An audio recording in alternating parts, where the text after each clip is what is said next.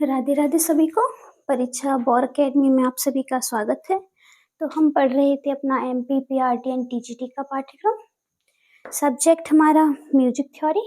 तो चलिए शुरू करते हैं आज की क्लास एक न्यू टॉपिक के साथ। तो आज का टॉपिक क्या है हमारा? गमक। तो आज हम गमक को जानेंगे कि गमक किसे कहते हैं। ठीक है, तो चलिए इसमें आपको बताते हैं कि गमक क्या है। गमक क्या होता है कि कंपन, मतलब जो वाइब्रेट वॉइस होती है, कंपन होता है, उसे कहते हैं गमक। तो गमक के बारे में लिखेंगे कि एक हमारे विद्वान थे, कौन? तो पंडित सारंगदेव जी। यानी कि सारंगदेव जी ने गमक को कैसे परिभाषित किया है ये जानते हैं। तो लिख लीजिए सारंगदेव के अनुसार।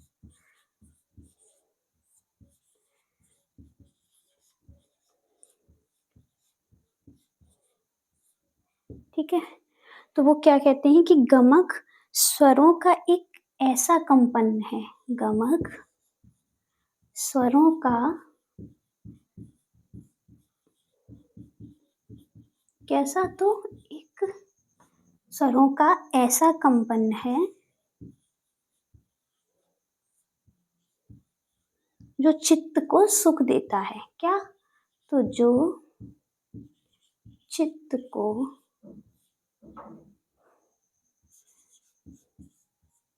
क्या देता है? तो सुख देता है।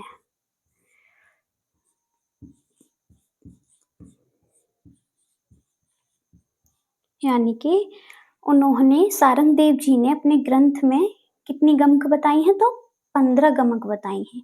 यानी कि संगीत रत्नाकर ग्रंथ में, कौन सा ग्रंथ है इनका? संगीत रत्नाकर। किस शताब्दी का है? तो 13वीं शताब्दी का।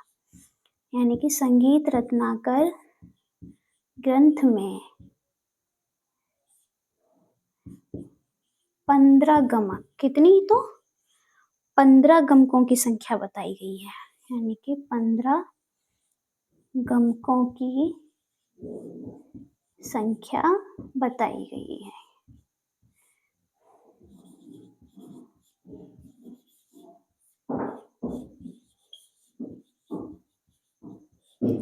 यानी कि कितनी बताई गई है? तो कितने गमक बताए हैं सारंगदेव जी ने? तो 15। ठीक है, और जो गमक का प्रयोग है वो अधिकतर कहाँ होता है? तो ध्रुपद गायन में होता है। एक हमारी गायन शैली है ध्रुपद। यानी कि गमक का प्रयोग अधिकतर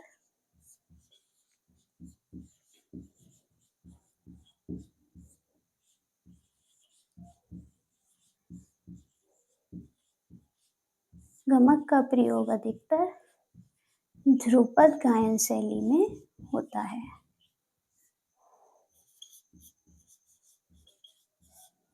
ध्रुपद गायन शैली में होता है। और जो हमारा गमक है उसे देसी भाषा में क्या कहा जाता है? तो उसे देसी भाषा में वाक कहकर पुकारा जाता है। क्या? तो वाक। यानी कि गमक को देसी भाषा में, ऐसे पॉइंट वाइज लिख लेंगे थोड़ा, गमक को देसी भाषा में, हमारी दो भाषाएं हुई थी, मारकी और देसी, तो यानी कि देसी भाषा में वाक कहकर पुकारा जाता है।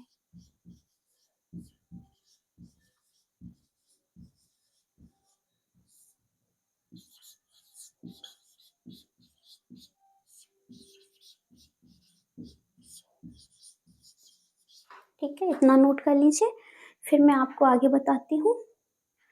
तो हमारे गमक को देसी भाषा में वाक कहा जाता है, और जो गमक का प्रयोग है वो अधिकतर ध्रुपद गायन में होता है। और जो हमारा गमक है वो हमारी संगीत रत्नाकर ग्रंथ में 15 गमक का वर्णन मिलता है। तो चलिए आगे बढ़ते हैं, हम जानते हैं गमक के बारे में और भी पॉइंट।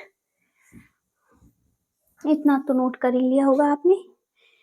तो जो हमारा गमक है वो किसी ना किसी रूप में, गमक का प्रयोग जो होता है वो कंठ और वाद्य दोनों से जुड़ा होता है। यानी कि किसी ना किसी रूप में कंपित तो होता ही है, तो किसी ना किसी रूप में गमक का प्रयोग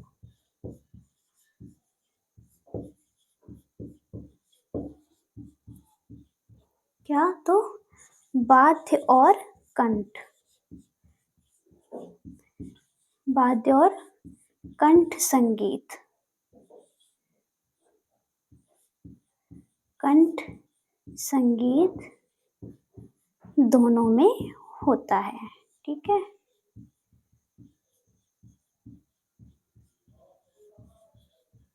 दोनों में होता है।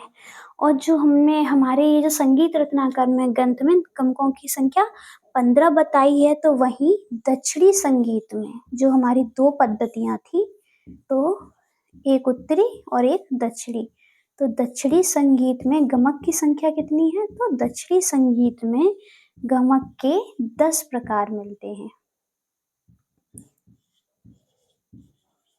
कितने मिलते हैं? तो 10 प्रकार मिलते हैं। ठीक है, इन्हें 10विध गमक कहा जाता है।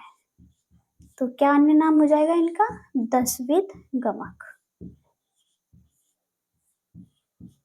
इन्हें 10विध गमक कहा जाता है। ठीक है, इतना नोट कर लीजिए। जो हमारे 10विध गमक हैं, तो उनके नाम क्या हैं? यानी कि 10 गमक बराबर लिख लीजिए कौन कौन से हैं। तो आरोह या आरोहणम, अवरोहणम, डालू स्फुरित, डालू स्फुरितम।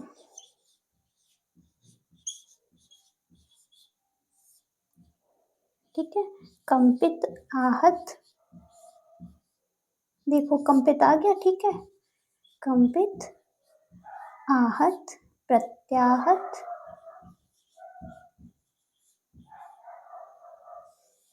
प्रत्याहत और त्रिपुच्छ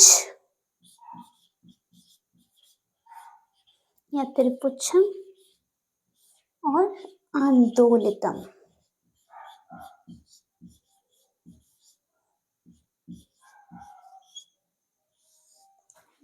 1 2 3 4 5 6 7 8 9। ये कौन सा छूट गया? तो आरोहणम, अवरोहणम, डालू स्फुरित, कंपित आहत प्रत्याहत त्रिपुच्छ आंदोलितम, और हमारा एक मूर्छना, मूर्छना छूट गया। ठीक है, तो नोट कर लीजिए इतना। फिर मैं आपको अपने संगीत रत्नाकर ग्रंथ में जो 15 गमक हैं उनको भी बता देती हूँ, उनके क्या नाम है।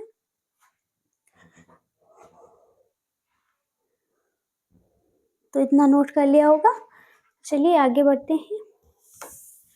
तो हमारे दक्षिणी संगीत में गमक की संख्या क्या है? तो 10। ठीक है, कौन कौन सी है? तो आरोहणम, अवरोहणम, डालू स्फुरितम, कंपित आहत प्रत्याहत त्रिपुच्छम और आंदोलितम और मूर्छना।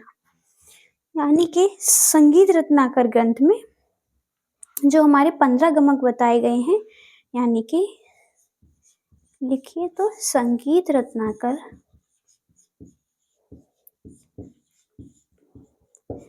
में 15 गमक का वर्णन है।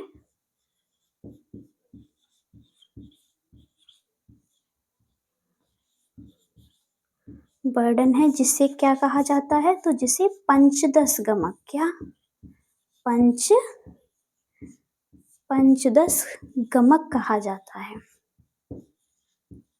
ये नाम आप अच्छे से नोट याद रखिएगा, क्योंकि लोग बाग इसमें कंफ्यूज हो जाते हैं कि पंचदश गमक किसे कहते हैं। तो इन्हीं 15 गमकों को पंचदश गमक कहा जाता है।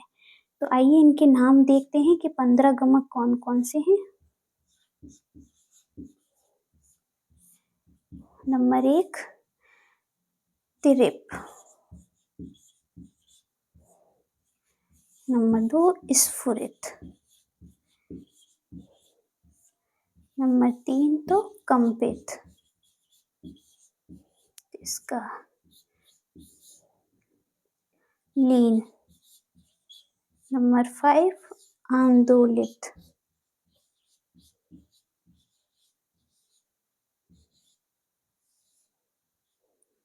नंबर 6 तो वलित।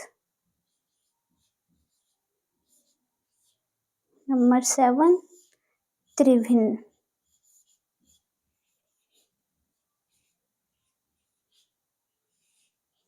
त्रिभिन्न। नंबर 8 क्या है तो कुरुल।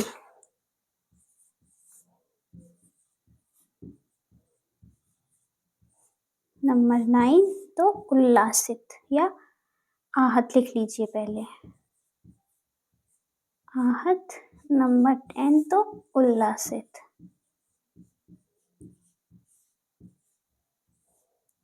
नंबर 11 प्लावित।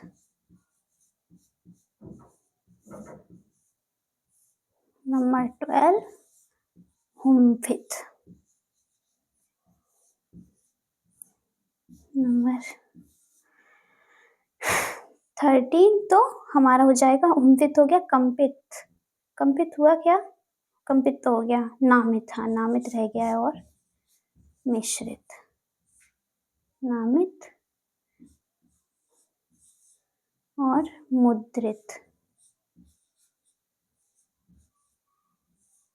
और नंबर 15 कौन सा हो जाएगा तो मिश्रित।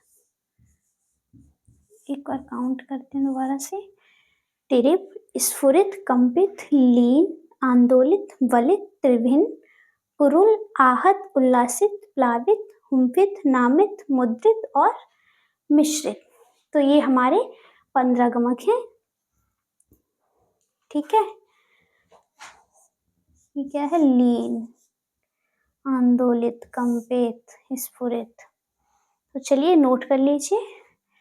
तो आज हमने क्या पढ़ा कि गमक क्या है, गमक किसे कहते हैं। तो गमक क्या था कि स्वरों का ऐसा कंपन जो चित्त को सुख देता है, गमक होता है वो। ठीक है, तो चलिए नोट कर लीजिए। आज की क्लास हमारी यहीं समाप्त होती है गमक के टॉपिक पे।